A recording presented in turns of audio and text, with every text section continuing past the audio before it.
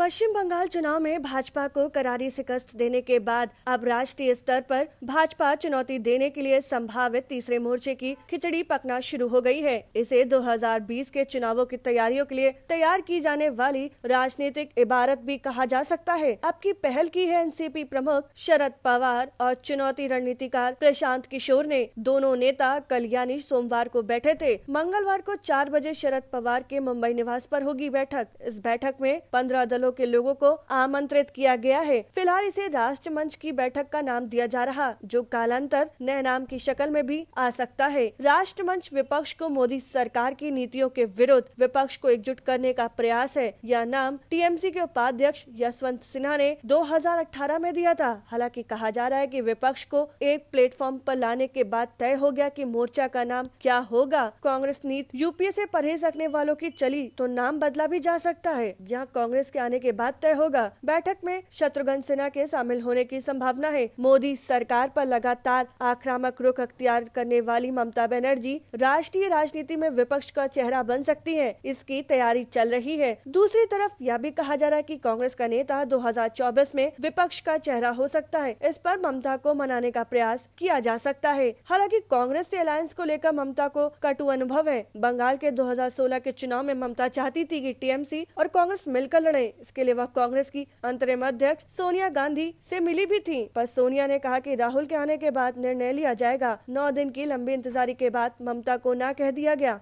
कांग्रेस ने बंगाल का चुनाव माकपा के साथ गलबहैया डालकर लड़ा था। अब की राजनीतिक परिदृश्य दूसरा है। इस बात राष्ट्रीय राजनीति की हो रही है। प्रशांत किशोर भले ममता को राष्ट्रीय राजनीति में विपक्ष का चेहरा प्रस्तुत करने की रणनीति बना रहे हों, पर सत्य यह है कि 2022 में जिन चुनाव होने हैं, उनमें यदि यूपी को छोड़ दे तो बाकी जगहों पर भाजपा कांग्रेस के बीच ही टक्कर है। यानी कहा जा सकता है 2022 में कुछ राज्यों में होने वाले विधानसभा चुनाव के नतीजों के बाद ही 2024 के लोकसभा चुनाव की विपक्षी रणनीति बन सकती है। दूसरा पक्ष यह भी है कि बंगाल के चुनाव के दौरान ही ममता बनर्जी ने 14 पार्टियों को लिखे पत्र में साफ कहा था कि भाजपा के एकाधिकारवाद को खत्म करने को एकजुट होना होगा, वरना राज्यों की सरकारों की हैसियत भाजपा नगर निगम की तरह बना देगी। यही नहीं, वैक्सीन नीति को लेकर विपक्ष को एकजुट करने का प्रयास किया गया था। विपक्षी एकजुटता की हालिया कोशिश में शत्रुघ्न सिन्हा भले मंगलवार की बैठक में चले जाए, पर कांग्रेस ने अब तक खुलकर कुछ नहीं कहा। विपक्षी एकता का जज्बा इस कदर है कि कोरोना महामारी के बाद पहली बार विपक्षी पार्टियां राष्ट्रमंच के बैनर तले एकजुट हो रही हैं। हालांकि इस पर अभी यह नहीं कहा जा सकता कि राष्ट्रमंच ही राष्ट्रीय मोर्चा है, पर इससे भी इनकार नहीं कर सकते कि भविष्य में यही विपक्षियों का मोर्चा बनकर उभरे। इसे तीसरा मोर्चा भी कहा जा सकता है,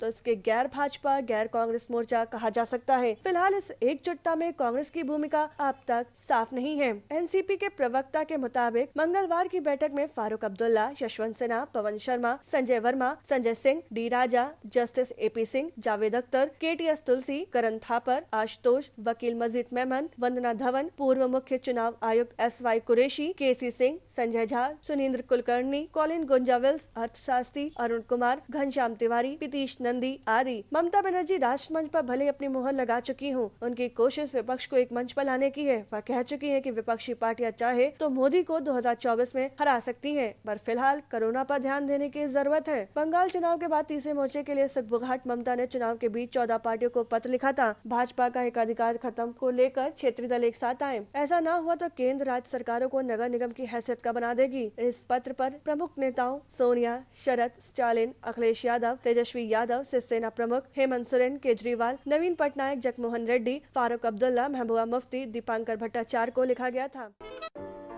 अगर आपको हमारा वीडियो पसंद आया हो तो इसे लाइक करें, सब्सक्राइब करें और साथ ही बेल आइकन दबाना ना भूलें।